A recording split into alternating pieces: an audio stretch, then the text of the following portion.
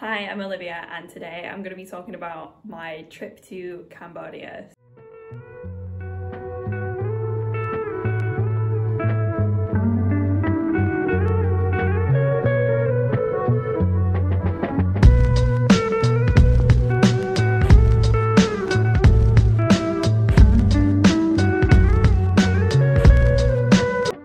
So I went to Cambodia in April this year for about 3 weeks and I'm going to talk about it because it was fun. Okay, so this trip came about so randomly, I suppose. So I ended up becoming friends with a Cambodian girl who is like one of my besties, like love her so much. She's called Amanda and she was going back home and she was like, do you want to come with me? And I was like, do you know what? Why not? Like, when will this opportunity ever arise again? So that's how I ended up going there. It had never been a country that was like high up on my destinations to visit. I still want to, and like have had a really strong desire to go to Thailand, which is next door, but because of timings and stuff, I couldn't end up going there too. But like, trust me, it's better to stay in one place for longer and fully experience and enjoy it. So I went to Cambodia and like, this experience was just so amazing because I was with her and she can speak Khmer and she was translating for me, and her family were just so hospitable, and Cambodian people in general were just so hospitable, so nice, such lovely people. Like, just absolutely loved this trip. So I went to Phnom Penh, which is the capital. Okay, and also in Cambodia you can pay in dollars, like US dollars, which feels really weird, and real, which is the local currency. Don't know why I felt the need to make that like such a big point, but anyway. Yeah, so Phnom Penh was just super busy city vibes, like so busy, and it hot, really hot, and it was the type of place where I'm like, I don't think I could stay here for a long time, but it's just exciting to be in a new place. So I was going to all the museums and stuff like that. The Genocide Museum in Phnom Penh is one of the most profound things I've ever, like, of all the things that I've been to, like, it just stirred up such large emotions in me. Like, I love history, I studied history for years, I did A-level history, and I've been to Auschwitz, not to start comparing genocides, but I've been to Auschwitz. And because I'd read about that and I knew so much and I'd studied about that, it obviously had a very strong emotional impact on me to see that. But because I knew so much, I knew what I was expecting, like to see the spectacles. I'd seen people writing about that, so I knew what to expect basically when it came to Auschwitz. Like, when it comes to Cambodian genocide, it's not something that's on the curriculum. The only times I've ever heard about it is through self-study, so it's not really like, it's not something I know about in huge, great detail. It's more just like, okay, this, like, few points, this is what my knowledge is of what happened. And to be there, like, at the site where things happened, was just, like, it just made me feel so emotional. And the woman who took me round was a survivor of the genocide. Like, her family were victims of the genocide. It's truly insane. And there were people there who had like been inside of the prison in Phnom Penh, like talking about their experience and telling the books, and I was just like, this is awful. Like, I want these people to not, maybe their driving mission in life is to educate people on what happened, but I'm like, I want somebody to put these people into retirement and say that they never have to do anything again, like give them a life of luxury after what they've experienced. They don't deserve to have to sit here. But again, maybe I'm assuming because they might want to be there to educate people. But yeah, this genocide museum was like crazy, and it just really, it makes me angry inside because I have always opted to study history, and specifically modern history, and it's always the Tudors. The Tudors is not modern, and I know that in the technical terms of history they're considered to be modern. That isn't modern history to me. To me, modern history is anything that impacts on our lives today. And considering the time of when that happened, there's so many people in Cambodia who are impacted by that. Like, think of the intergenerational trauma. Like, I know that it's the complete other opposite side of the world, but I think that it's an important thing to learn about. Like any event like that, that's crazy and insane and has happened in recent years, to the point where it impacts people's lives to this day, I think we should learn about it. So that's my take on that. But I was like so emotional, like I was crying, and I'm just, this woman's telling me about her experiences, and I'm like, I don't know how she could go to work every day and do that. She must be such an emotionally resilient person for that to be her line of work. So that was, yeah, if you go to Phnom Penh, that is like, I think it's called Tulau Sleng. S21 is the name.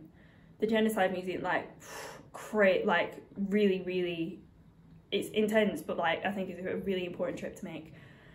So yeah, Phnom Penh. Okay, another thing in Cambodia, complete opposite, nothing to do with genocide at all, is there's these big exercise classes outdoors, and they're playing this like, this genre of music. I've no idea what this genre of music, I heard it so many places in Cambodia. Just this like really upbeat, like do like this dance music, and there'll just be people doing aerobics classes outside, and I loved that. I loved that. I also went to Siem Reap, which is where all the temples are, like completely different vibe, and it was New Year, Songkran, and we went on a huge trip with her family, and we did a road trip, and it was so beautiful. Like, we went because it's really busy and everyone like travels during that time. We went in the middle of the night, and then in the morning at like 6 a.m. we just pulled over in this field and had a picnic all together, and her mum cooked vegan food for me. Like, please, how not, like, oh, it was just so beautiful. And then we went to Siem Reap and saw the temples. I went to go and see the temples, and I got put in traditional dress. Amanda was like, I was like, come on, let's go together. She's like, no, you do it. And like, I had her blessing to do it. And this is one of them things where it's like, is this cultural appropriation or cultural appreciation? But I got put in the traditional dress, right? This was so exciting to me, and I had this internal debate of, is this cultural appropriation or cultural appreciation? But I feel like in the context that I did it in, it was completely like okay to do, because Amanda's Cambodian, she's like, yeah, go ahead, do it. And it was just such a beautiful experience that I'll value and won't forget, because like, you get to pick what colour your dress is going to be, you get wrapped up, you get pinned up, like, it's just a very beautiful experience, and you get adorned with gold jewellery, and you go and visit the temples. And I was walking around, like, you walk around with no shoes on, like, it just felt so, oh, like, it was just really cool. It was so fun, because I'm really not connected with my heritage or my culture at all, so to be able to do something like that, like, and it just feels cool. Like, it just feels cool to be able to do something like that, and it's got such historical, like, going in the museums, it's got such historical and cultural significance, and to be able to try that felt ace. Is like, I don't know, maybe I just need to go and touch grass. It seems like an online discourse kind of thing. Like, I was there with my Cambodian friend, she was like, yeah, go put it on. I put it on, it felt great, walked around, respected the temples, like, it was a good time. And like, she was saying to me, like, I've got brown skin, like, I look like I could be a Cambodian if it were only for the skin, because I was huge out, but yeah, I look like I could be a Cambodian. And they're like, but she's got African hair, because I had locks in at the time. So yeah, that was so cool, so cool to see. Oh my gosh, okay, so Songkran, I have this vivid memory of being in high school and going to the public library, which I don't think I know anyone. I don't think anyone in the whole of my high school entered that library, right?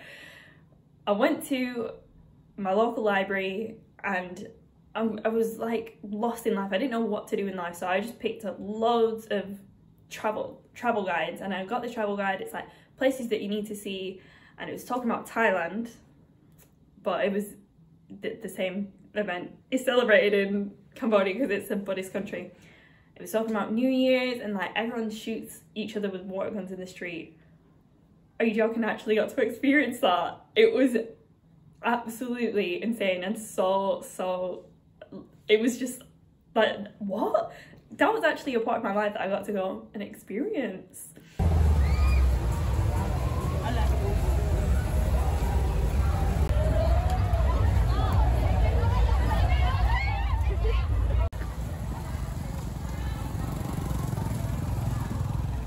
So everyone in the street is shooting each other with water. It's so fun. Right, there was this one time, we're about to go out for dinner, yeah, we're looking cute. We've got inside of this tuk-tuk and we're about, like, the chances are we're gonna get a water gun on the street, right? We suit the tuk-tuk up, bring down all of the plastic sleeves, no one is getting here yet. We were almost there at the restaurant and some kid put a water gun underneath the thing and they just squirted loads of water inside and we were all soaking wet and had to eat dinner in wet clothes. But like, that's part of the fun, right? That is part of the fun. And like, people rub baby powder on your face. Like, I went to a club there. Oh my gosh, the clubs in Cambodia, you can smoke inside of the club. This, like, when I entered there, I was like, yeah, I was actually meant to be born in this era because I could not survive in the 80s. Like, the 80s, you just think, yes, okay, this looks good. No one has phones. Like, it just looks like the music is popping. This looks like a vibe for me, personally. When I see stuff from the 80s or the early 90s, I'm like, yeah. And then you realise that people could be smoking inside all of the time. Nah, I'm actually going to stay at home. I'm actually glad to be born post 2007, like, smoking indoors ban, because that, like, I felt like I smelled like a cigarette after that. I was a walking cigarette after being in the club. Also, when you're in the club, like, they put up pictures of people in the club. That was fun. That was fun. Okay, what else did I do? Okay, so also on this trip, I feel like whenever I travel I just have this tendency to get ill, and I'm like, why? And it's probably because I didn't sleep for like 2 days. I did not sleep for like 2 days, and then I had to take a whole day off and couldn't spend it visiting the temples because I didn't sleep. Okay, in Cambodia, I was enormous. Like, I was expecting this. I'm 5'9", like, I'm pretty slim though.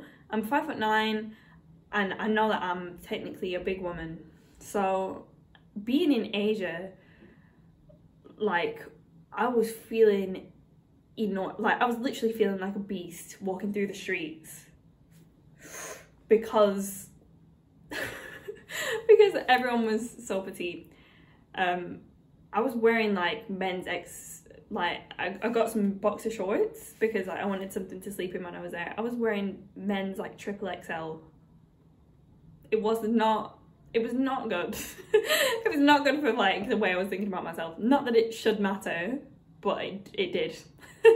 So yeah, I'm enormous is the conclusion of that. I went to Kampot and I went on my own. And I went to this like eco village. This was the most peaceful vibes ever. And I went on my own. I went on my own for like 3 days.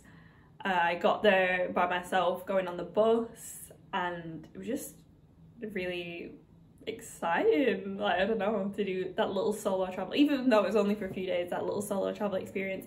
Got the bus there, went into like the town in Kampot, went to a vegan cafe and ate something, and then I went to this like eco village, and yeah, it was just right on the river. They have kayaks, you could go and kayak up and down the river. They had the most amazing, delicious vegan food. They had an eco toilet. I'd never experienced that before, but that was, you know, it was something to do. But yeah, you have your little room that goes straight out onto the river. I was in heaven, I was in paradise, and it wasn't expensive at all. And you could cycle up the road and go to a hotel, and if you just got a drink there, they had like a little beach thing that they made. It was so nice. It was so peaceful. It was exactly what I wanted in my life. And there was a mosque nearby, which was odd in Cambodia because Muslims is such a small minority. So like I would hear a call to prayer every morning. and in the evening you could hear like monks in the hill chanting. It sounds like I'm telling the story of some kind of picture book, but this was actually an experience I lived. Hello, it was so nice. Okay, the word bong, that is key. Do you want me to a bong? Okay, sorry. The word bong, love it, literally love it. Key word, it just means like, it means like brother, like friend. So you'd be like to the waiter, like, bong, can I get the bill? I don't know, just like that. And then there's no way I could talk about Cambodia without mentioning the Van Dat, okay? When I was in Cambodia, the song Bokolo had just come out. He's an icon in Cambodia. Everywhere I went, this song was playing, like everywhere. And I have like a compilation of little clips of me playing, sorry. Yeah, everywhere I went, Bokolo was playing. Bokolo, just like Jonathan. Anyway, so when I was in Cambodia, I took my camcorder with me, and I have so much footage, and I might edit it into a video and upload it all. Loved taking my camera on that trip. I also took so many film photos, and I got to try Asian film stocks, like stocks that you would never have been able to get in Europe. So maybe I will be like photographer girly Willem Verbeek and show some of my favourite pictures I took when I was there. Do you know what? I'm totally going to do that, okay? Cambodia video pending. I tried durian for the first time. Now, I'm vegan, I've been vegan for 6 years, and as much as I'm ashamed to admit it, one of the biggest influences on me becoming a vegan was Freely the Banana Girl. Yeah, sorry, saying that in 2022 is, you know, I feel shame saying that, because I just wanted to be skinny. I did just want to be skinny, and I wanted to help the planet as well.